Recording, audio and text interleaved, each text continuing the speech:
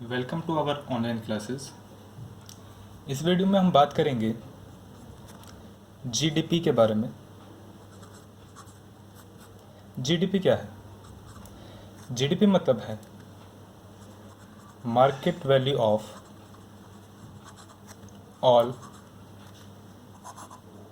Final goods and services. Market value of all final goods and services मतलब ऐसी चीज़ें जो विद इन द नेशन या with in the boundary आपने चीज़ें प्रोड्यूस की हैं, उन सब की मार्केट वैल्यू जीडीपी होती है। लेकिन गुड्स भी फाइनल होनी चाहिए, इंटरमीडिएट नहीं, means finished goods. GDP divided होता है दो पार्ट में, that is real GDP and nominal GDP. Real GDP का मतलब है जब आप जीडीपी कैलकुलेट करेंगे बेस ईयर के प्राइसेस पर या क्वांटिटी पर, वो आपका रियल जीडीपी है। Like index numbers. अगर हम बेस ईयर के प्राइसेस लें या फिर हम प्राइसेस लें, जैसे इंडिया में बेस ईयर 2012 या 2012 बेस ईयर, अगर हम प्राइसेस 2012 के लें और क्वांटिटी करंट ईयर की लें तो उससे कैलकुलेट होगा रियल जीडीपी। मान लीजिए 2012 में प्राइसेस थे आपके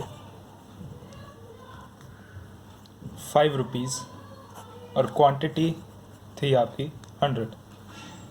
हम क्वांटिटी ले लेते हैं ये पेन,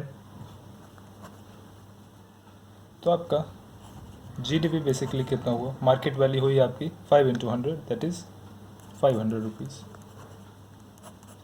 यह है आपका रियल जीडीपी, क्योंकि आपने कैलकुलेट करा है बेस ईयर पर या फिर बेस ईयर के प्राइसेस पर। नॉमिनल जीडीपी एक ऐसे जीडीपी या फिर एक ऐसी कैलकुलेशन जिसे आप कैलकुलेट करते हैं on the basis of current year.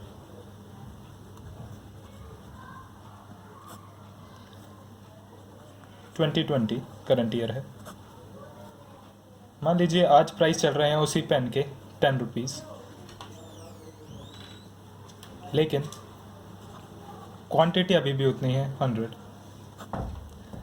तो आपका नॉमिनल जीडीपी है 1000 रुपीज़। तो आप ऑब्जर्व कर सकते हैं रियल जीडीपी आपका 500 लेकिन नॉमिनल जीडीपी 1000। सिर्फ चेंजेस कहाँ पर आए? चेंजेस आए प्राइसेस में। पहले प्राइस थे 5 लेकिन अब प्राइसेस हैं 10 रुपीज़, जिसकी वजह से, यानी आप इसे कह सकते हैं आपके प्राइसेस के इंक्रीज़ होने की वजह से आपका जीडीपी इंक्रीज़ हुआ। अगर प्राइसेस के इंक्रीज़ होने की वजह से जीडीपी इंक्रीज़ होता है तो उसमें इन्फ्लेशन का हाथ होता है। मीन्स आपकी इकॉनमी में महंगाई बढ़ी है। महंगाई कैसे बढ़ी है? कि सिर्फ प्राइसेस के चेंज होने से आपका जीडीपी चेंज हो रहा है, जिसका कारण हो सकता है इन्फ्लेशन, बट क्वांटिटी आपकी भी अभी भी उतनी है। इसी से रिलेटेड कॉन्सेप्ट आता है वेलफेयर का। वेलफेयर का कॉन्सेप्ट आपको क्या कहता है कि क्या जीडीपी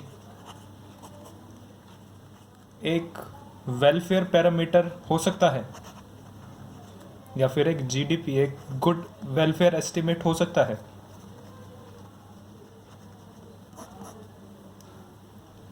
क्या ऐसा पॉसिबल है? कुछ चीज़ें इसके अगेंस्ट में बात करती हैं, कुछ चीज़ इसके पॉजिटिव वे यानी विद फेवर में बात करती हैं।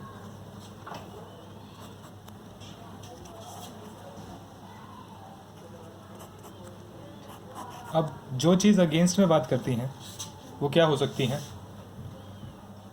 मान लीजिए वेलफेयर इंक्लूड करता है आपका house hold services.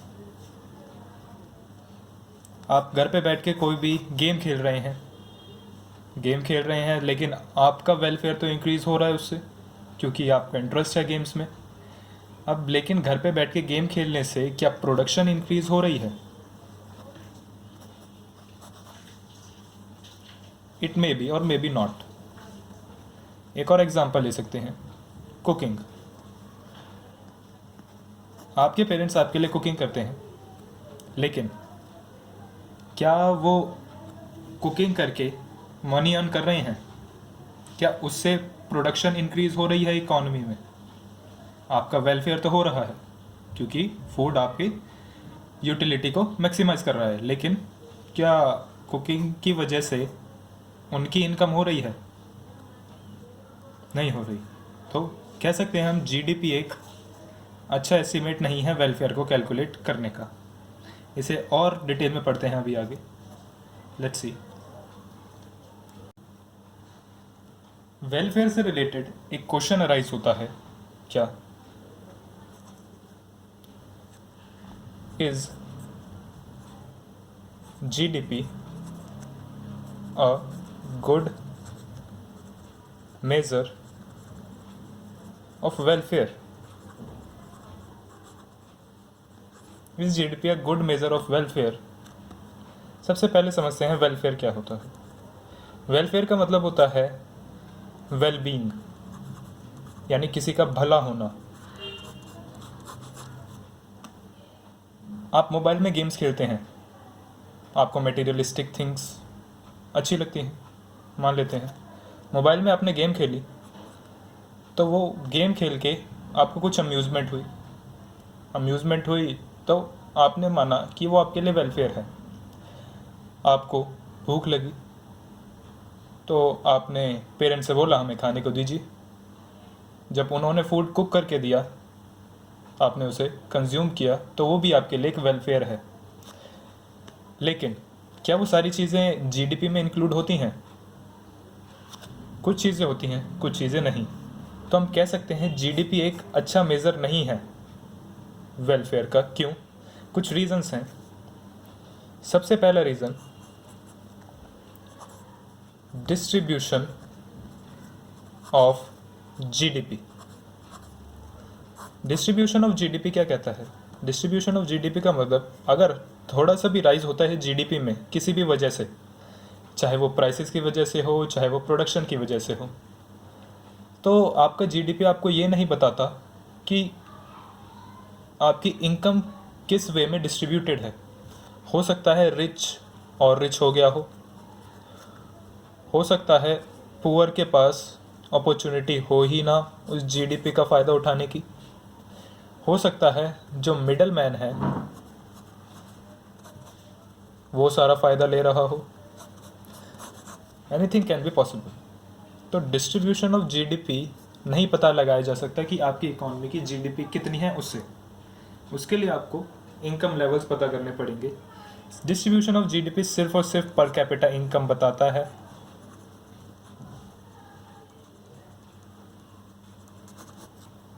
Per capita income equal हो ये ज़रूरी नहीं है।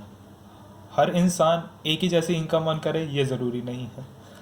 तो डिस्ट्रीब्यूशन ऑफ जीडीपी का इफेक्ट जीडीपी रेट या फिर जीडीपी का अमाउंट नहीं बता सकता।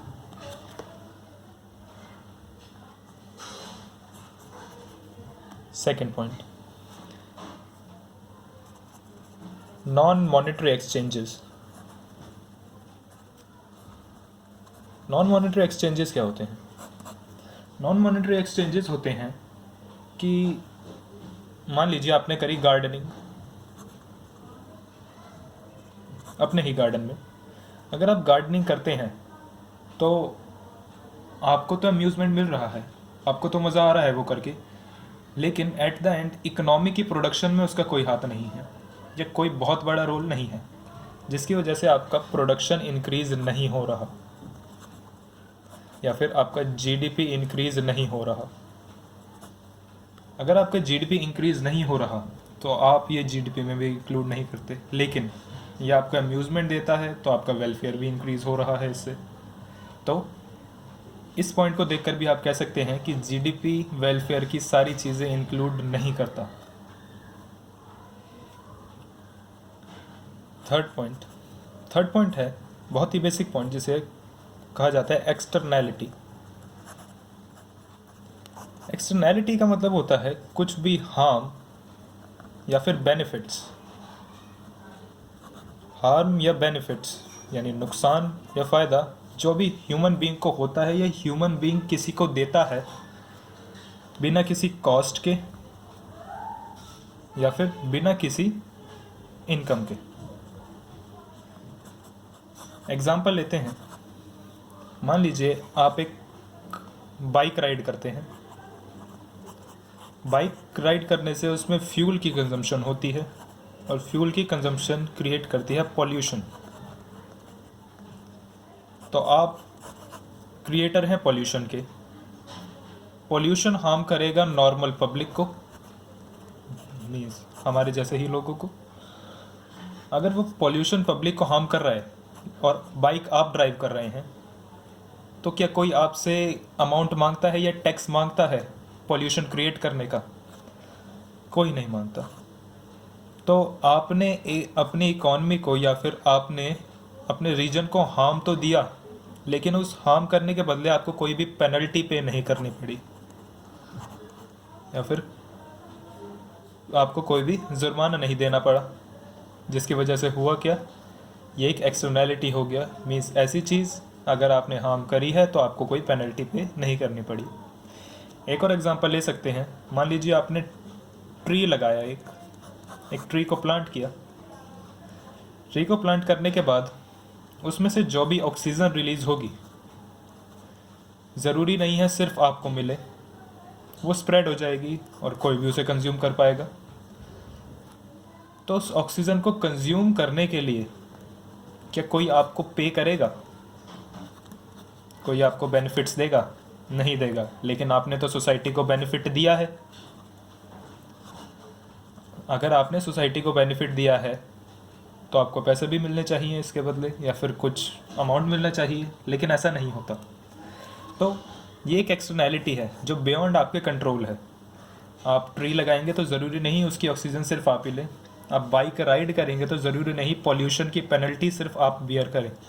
पूरी पब्लिक को अपनी हेल्थ से उसकी पेनल्टी पे करनी पड़ सकती है। तो उसे ही कहते हैं आप एक्सटर्नैलिटी। एक्सटर्नैलिटी में दो पार्ट होते हैं, एक पॉजिटिव एक्सटर्नैलिटी, एक नेगेटिव एक्सटर्नैलिटी। नेगेटिव एक्सटर्नैलिटी होती है जब आप कोई हार्म करें, जैसे बाइक राइडिंग, ये आपकी एक नेगेटिव एक्सटर्नैलिटी है। पॉजिटिव एक्सटर्नैलिटी जब आप सोसाइटी को कुछ अच्छा प्रोवाइड करें, तो ये आपकी एक पॉजिटिव एक्सटर्नैलिटी है। फोर्थ पॉइंट इसमें आता है composition of GDP. Composition of GDP का मतलब क्या है? कॉम्पोजिशन ऑफ जीडीपी का मतलब है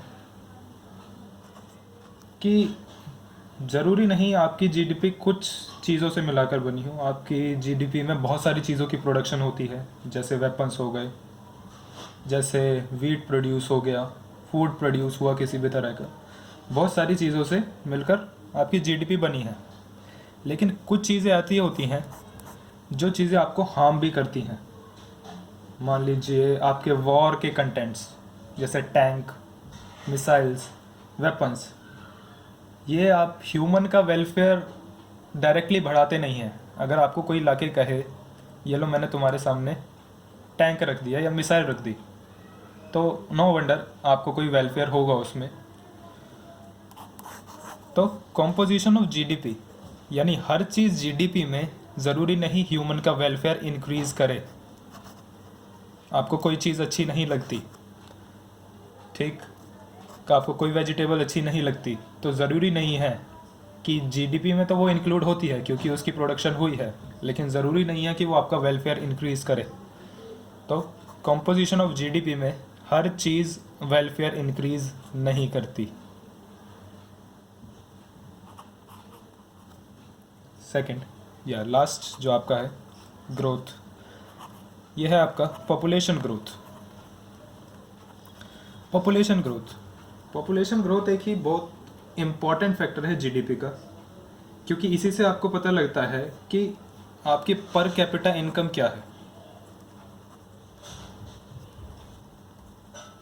आपकी पर कैपिटा इनकम क्या है? अगर पॉपुलेशन का ग्रोथ रेट बहुत ज़्यादा हाई होगा तो इसकी वजह से आपकी पर कैपिटा इनकम डिक्रीज़ हो जाएगी।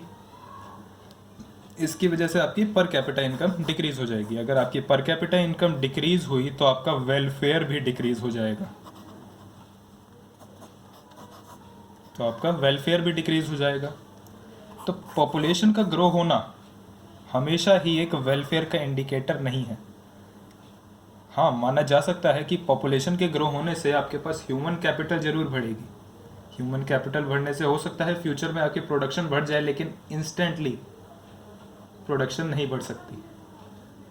ऐसा नहीं होता कि कोई आज पैदा हुआ है तो आज से ही प्रोडक्शन इंक्रीज होनी स्टार्ट हो जाए। काफ़ी टाइम लगता है ह्यूमन को ह्यूमन कैपिटल बनने में।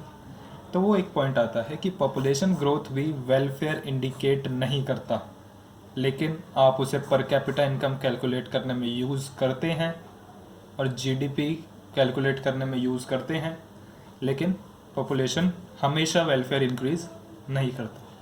तो ये कुछ 5 बेसिक पॉइंट्स हैं जो आपको बताते हैं कि जीडीपी एक वेलफेयर का कंसेप्ट नहीं है। ओके, इसके बाद कुछ कंसेप्चुअल फॉर्मूले आते हैं जिसे आप कहते हैं, या फिर रियल जीडीपी को कैलकुलेट कैसे करा जा सकता है। रियल जीडीपी को कैलकुलेट करने के लिए आपको चाहिए नॉमिनल जीडीपी, जिसे आप डिवाइड करेंगे बेसिक प्राइस इंडेक्स के साथ। बेसिक प्राइस इंडेक्स के साथ एंड परसेंटेज निकालने के लिए या फिर रेट निकालने के लिए आप 100 से मल्टीप्लाई कर देंगे। इसी की तरह एक और चीज़ आती है जिसे आप कहते हैं जीडीपी डिफ्लेटर। जीडीपी डिफ्लेटर आपको बताता है कि आपके प्राइसेस कितने बढ़े हैं, या फिर प्राइस के चेंज होने की वजह से, या फिर जीडीपी के चेंज होने की वजह से प्राइसेस पर क्या इफेक्ट आ रहा है। तो इसे ही कहते हैं हम जीडीपी डिफ्लेटर। तो जीडीपी डिफ्लेटर होता है nominal GDP divided by real GDP into 100। ये बेसिकली बताता है आपको कि प्राइस के चेंज होने की वजह से आपकी इकोनॉमी में इन्फ्लेशन कैसे क्रिएट हो रही है। मींस नॉमिनल जीडीपी क्या है डिवाइडेड बाय रियल जीडीपी क्या थी या फिर क्या है इनटू 100। अगर आप इसे बताएंगे तो आपको पता लगेगा कि जीडीपी डिफ्लेटर कितना है। एग्जांपल लेते हैं। मान लीजिए नॉमिनल जीडीपी है आपकी 1100, रियल जीडीपी है आपकी 1000। What is GDP deflator? तो जीडीपी डिफ्लेटर का formula nominal GDP divide by real GDP into 100। Nominal GDP है आपकी 1100, रियल जीडीपी है 1000 into 100, and that can be 110। तो आपका यानी प्राइस इंडेक्स या फिर जीडीपी डिफ्लेटर की वैल्यू है 1110।